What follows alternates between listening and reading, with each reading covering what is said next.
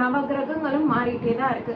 ராசி கட்டம் மாறலினாலும் சரி, நட்சத்திரத்துக்குள்ளேயாவது நகர்ந்துட்டே தான் இருக்கு. இந்த மாதிரியான மாற்றங்கள் நம்ம வாழ்க்கையிலயும் சரி, ஒவ்வொரு நாளும் ஒவ்வொரு சின்ன சின்ன மாற்றங்களாக உண்டு பண்ணதான் செய்யுது.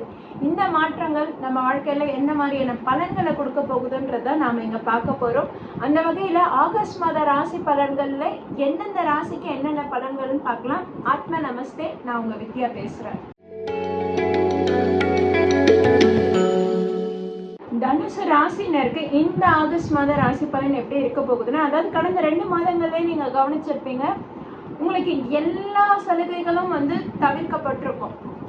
சலுகைகளே இல்லாம நீங்க தனியா போராடுற மாதிரி தான் இருந்திருக்கும். இந்த ஆகஸ்ட் மாதம் கூட பாத்தீங்கன்னா உங்களுக்கு எப்படி இருக்க போகுதுன்னா, அதாவது சேலஞ்சஸ் கொஞ்சம் அதிகமா தான் இருக்கும், நெருக்கடிகள் அதிகமா இருக்கும், நெருக்கடிகள் ஓவரா தான் இருக்கும். எல்லாத்தையும் சமாளிச்சுதான் ஆகணும். யாரோட சப்போர்ட்டும் இல்லை, தைரியம் இல்லை. மனசுக்கு ஒண்ணு தோணுது, ஆனா நம்ம கூட இருக்கிறவங்க எல்லாமே வேற சொல்றாங்க. நம்ம எதுல கவனத்தை செலுத்தலாம் அப்படின்ற ஒரு கவலையும் ஒரு சந்தேகமும் ஒரு கேள்வியும் இருந்துட்டே தான் இருக்கும். தனுசு ராசினர் உங்க மனசுல என்ன தோணுதோ அது சரியா இருக்கும். தனுசு ராசினர், ஏன்னா உங்க ராசி அதிபதி குரு உங்களுக்கு 8ஆம் இடத்துல உச்சம் பெற்று இருக்கிறார். என்ன, உங்க ராசியை பார்வையில்லை. உங்களுக்கு 4ஆம் இடத்துல சனி உங்களுக்கு இருந்து வீட்டுல நிறைய பிரச்சனைகளை கொடுத்திருப்பாரு. மெடிக்கல் எக்ஸ்பென்சஸ் அதிகமா ஏற்பட்டிருக்கும். அம்மாக்கோ, மாமியாருக்கோ, சித்திக்கோ, பெரியமாக்கோ, அத்தைக்கோ, யாருக்காவது ஒருத்தருக்கு ஏதாவது குடும்பத்துல, அதுவும் லேடிஸ்க்கு பர்டிகுலரா ஏதாவது ஒரு மருத்துவ செலவுகள், மருத்துவ உதவிகள் ஏற்பட்டுட்டே தான் இருந்திருக்கும். இந்த இடத்துல இப்ப சனி வக்ரகதியில இருக்கிறாரு, குரு பார்வையும் இருக்குன்றனால அப்போ ஏதாவது மருத்துவ செலவுகள் இருந்தாலும் சரி, அதை காம்பன்சேட் பண்ற மாதிரி உங்களுக்கு ஆஃபீஸ்ல இருந்து காசு வர்றதோ, இல்ல அவங்க ஏதாவது இன்சூரன்ஸ் போட்டிருந்தா அதுல இருந்து காசு வர்றதோ அப்படின்றது உங்களுக்கு சேரும். அதே மாதிரி எடுக்கக்கூடிய ட்ரீட்மெண்ட்டும் பாத்தீங்கன்னா சரியான இதுல சேர்ந்து கரெக்டான ட்ரீட்மெண்ட் கிடைச்சி அவங்களும் குணமாகக்கூடிய காலகட்டமா இருக்குது. வீடு ரெனோவேட் பண்றது நிறைய பேர் இந்த காலகட்டத்துல ரெடி பண்ணுவீங்க. வீடு ரெனோவேட் பண்றது, வண்டி வாகனம் வாங்கக்கூடிய காலகட்டம், ரிப்பேர் பண்றதோ, ரெடி பண்றதோ, இல்ல புதுசா வாங்கக்கூடிய காலகட்டமா இருக்குது. இது எல்லாமே உங்களுடைய பிளான் படி நடக்குமான்னு கேட்டா கண்டிப்பா இருக்காது. உங்களுக்கு ஒரு பிளான் இருக்கும், அங்க நடக்கிறது ஒண்ணா இருக்கும். உங்களுக்கு யாருடைய பக்க பலமும் இருக்காது, யாருடைய சப்போர்ட்டும் இருக்காது. உங்களுக்கு துணை நீங்க மட்டும்தான்ற மாதிரி தான் நீங்க இருப்பீங்க. மத்தவங்க எது சொன்னாலும் காதுல வாங்கிக்கலன்ற மாதிரி தான் இருப்பீங்க. உங்களுக்கு 7ஆம் இடத்துல செவ்வாய் இருக்கிறாரு. செவ்வாய் இருந்த உங்க ராசியை பார்வையிடுறாரு. அப்படி இருக்கும்போது பாத்தீங்கன்னா உங்க ராசி மேல செவ்வாய் பார்வை விழும்போது பாத்தீங்கன்னா உங்களுக்கு ஒரு தைரியம் கிடைக்குது. உங்களுடைய தைரியம் உங்களுக்கு மட்டும்தான் துணையா இருக்கும். உங்களுடைய தைரியத்தை நீங்க வெளியே யார்கிட்ட காட்டினாலும் அதை அவங்க மதிக்கவும் மாட்டாங்க. வேலை தொழில ஒரு மாற்றம் கிடைக்குமா அப்படின்னு கேக்குறீங்க. வேலை தொழில ஒரு மாற்றம் கிடைக்கணும்ன்றது உங்களுக்கு 7ஆம் இடத்துல புதன் இருக்கிற வரைக்கும் நல்லா இருக்கும். அந்த புதனும் பாத்தீங்கன்னா உங்க ராசி அதிபதியுடன் ஆகஸ்ட் 3ஆம் தேதியில இருந்து ஆகஸ்ட் 22ஆம் தேதி வரைக்கும் 8ஆம் இடத்துல மறைவு ஸ்தானத்துல இருக்கிறாரு. அப்ப வேலையில இப்போ ஒரு மாற்றம் ஏற்படுமா, நான் வேலையை மாத்தின்னு போலாமா, வேலையை மாத்தின்னு போனா நல்லா இருக்குமான்னு கேட்டா கண்டிப்பா கிடையாது.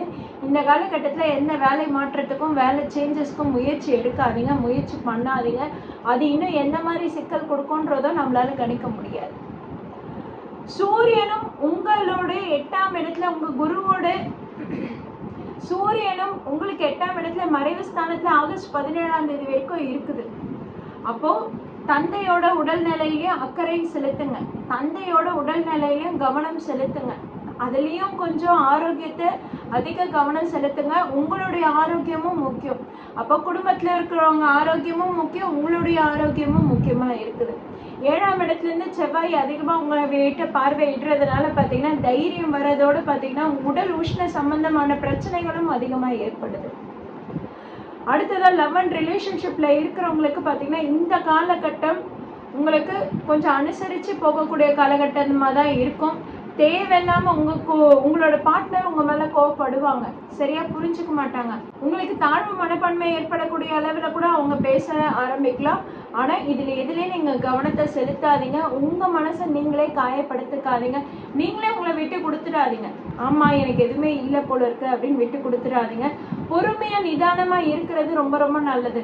7ஆம் இடத்துல செவ்வாய் இருந்து உங்க ராசியை பார்வையிடுறதுனால பொறுமையை இழக்கிறதுக்கான காலகட்டமா கூட இருக்கலாம். கொஞ்சம் வாய் வார்த்தைகள் அதிகமா ஏற்படக்கூட காலகட்டமா கூட இருக்கலாம். அதனால அதுல கொஞ்சம் கவனமா இருந்துக்கோங்க. உங்களுக்கு 3 4 சனி, உங்களுக்கு 10ஆம் இடத்துல சுக்கிரன் நீச்சம், 9ஆம் இடத்துல கேது, அந்த இடத்துல சூரியன் புதன் இணைவு எல்லாம் மாத பிற்பாதியில ஏற்படுதுன்னும் போது அப்போ மாத்தி உடல்ல ஏதாவது ஒரு பிரச்சனை ஏற்பட்டுட்டே இருக்கும். உடல் உஷ்ண சம்பந்தப்பட்ட பிரச்சனை ஏற்படும். அதுக்கப்புறம் பாத்தீங்கன்னா நீரிழவு சம்பந்தப்பட்ட, அதாவது உடல்ல நீர் இழப்பு அதிகமா ஏற்படும்.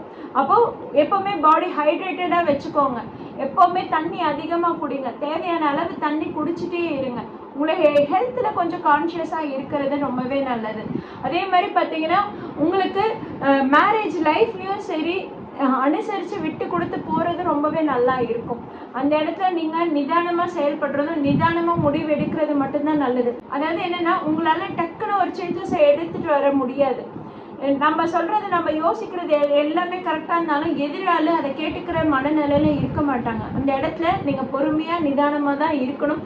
ஏன்னா 7ஆம் இடத்துல செவ்வாய் இருக்கிறதுனால அந்த பொறுமைக்கும் நிதானத்துக்கும் சோதனை தரக்கூடிய காலகட்டமா இருக்குது. அதனால அந்த பொறுமையை விட்டுடாதீங்க.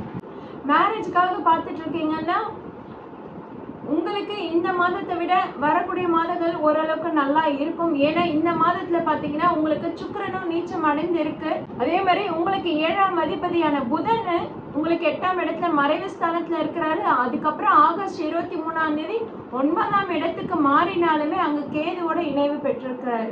அப்போ நீங்க எதிர்பார்க்கக்கூடிய வரணுன்றது தனுசு ராசினருக்கு இந்த மாதத்துல இருக்காது. தனுசு ராசினர் நீங்க குரு வழிபாடு பண்றது உங்களுக்கு நல்ல யோகத்தை கொடுக்கும். ஹனுமன் வழிபாடு தொடர்ந்து பண்ணுங்க. ஹனுமன் வழிபாடுன்றது உங்க ராசியிலே மூல நட்சத்திரம் இருக்கிறதுனால ஹனுமன் வழிபாடு உங்களுக்கு நல்ல அதிர்ஷ்டத்தையும் நல்ல யோகத்தையும் கொடுக்கும். ஹனுமன் வழிபாடு தொடர்ந்து பண்ணுங்க. அதே மாதிரி தனுசு ராசினருக்கு பாத்தீங்கன்னா நல்ல சிந்தனைகள் எல்லாமே உற்பத்தி ஆகும். நல்ல விஷயம் எல்லாமே தோணும். ஏன்னா குரு உங்களுக்கு உச்சம் அடைந்து இருக்கிறாரு. ஆனா அது எதுவும் செயல்படுத்தக்கூடிய காலகட்டமா இருக்காது. அப்ப அழகா எழுதி வச்சுக்கோங்க, பிளான் போட்டு வச்சுக்கோங்க, எல்லாத்தையும் குறிச்சு வச்சுக்கோங்க. உங்களுக்கு நவம்பர் டிசம்பர் மாசத்துல பாத்தீங்கன்னா குரு அதிசாரமா சிம்ம ராசிக்குள்ள நுழையும் போது அப்ப உங்களுக்கு ஒரு சின்ன வாய்ப்புகள் கொடுக்கும். அந்த நேரத்துல இப்ப உண்டான இந்த ஐடியாஸ் எல்லாத்தையும் எக்ஸிக்யூட் பண்ணா உங்களுக்கு லைஃப் சக்சஸ் ஆகும். அதனால அந்த காலத்துக்கு வரைக்கும் காத்துட்டு இருங்க. பொறுமையா இருந்தீங்கன்னா நிதானமா வெல்லலாம்.